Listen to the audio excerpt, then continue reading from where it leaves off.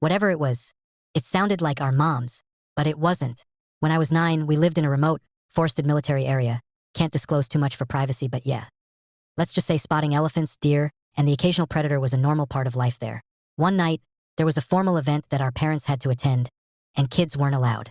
So it was just me and my friend Carl, both 9 years old, and our younger brothers, Sam and Duke, around 5. We stayed at my place and decided to watch Shrek. It was late at night, pitch dark outside because of the forest, and eerily quiet.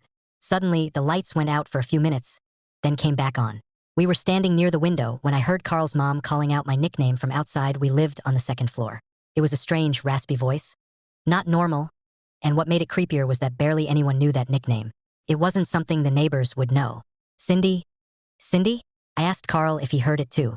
He looked freaked out and said, "No, but I heard your mom calling my name." Carl? Carl? We both froze. There was no way our moms were anywhere nearby.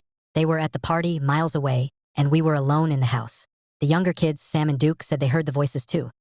But us being 9 years old, we assumed they were just copying us or mishearing things as they were just around 5 years old. Still, we were all terrified. We tried to distract ourselves with the movie and waited for our parents to come home. When they finally did, we told them. But of course, they didn't believe us. They brushed it off as imagination or a dream. We all eventually moved on. Fast forward almost 9 years later, Carl and I met again and were reminiscing. I brought up that night, and to my shock, he remembered everything clearly. His brother Duke did too. My brother Sam only remembered bits and pieces, but it was enough to confirm we hadn't imagined it. I still don't know what we heard or why, but it wasn't normal.